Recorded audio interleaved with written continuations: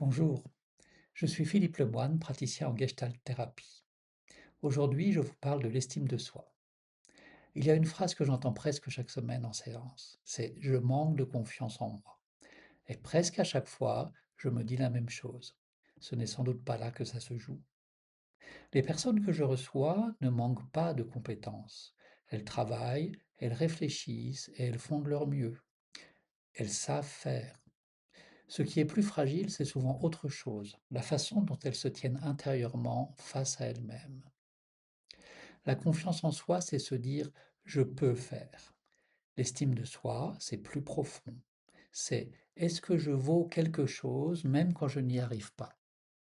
Ce que j'observe en Gestalt thérapie, c'est que beaucoup de personnes ont appris à s'appuyer sur l'action, sur le faire et sur l'adaptation. Et ça fonctionne jusqu'à un certain point. Et puis il y a un moment où ça ne suffit plus. Une critique qui touche trop fort, un échec qui remet tout en question, et un sentiment diffus de ne jamais être vraiment à sa place.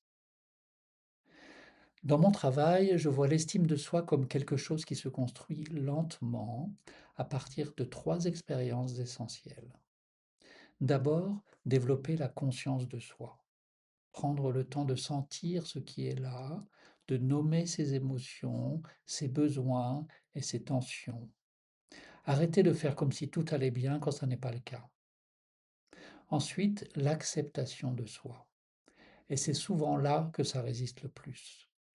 Accepter qui je suis aujourd'hui, sans condition, sans attendre d'avoir changé, sans attendre d'être plus sûr de soi. Je vois à quel point beaucoup de personnes se parlent durement, comme si elles devaient se corriger en permanence pour mériter quelque chose.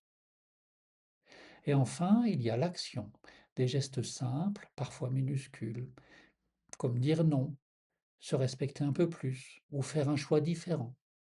Ce sont ces actes-là, répétés, qui commencent à ancrer l'estime de soi dans le réel. Quand l'estime est fragile, certains signes reviennent souvent, comme le besoin d'être rassuré, la peur de décevoir, la comparaison permanente, ou cette impression que les réussites ne comptent jamais vraiment. En thérapie, je ne vois pas ça comme un problème à corriger, mais comme une histoire à comprendre. L'estime de soi ne se travaille pas seule contre soi.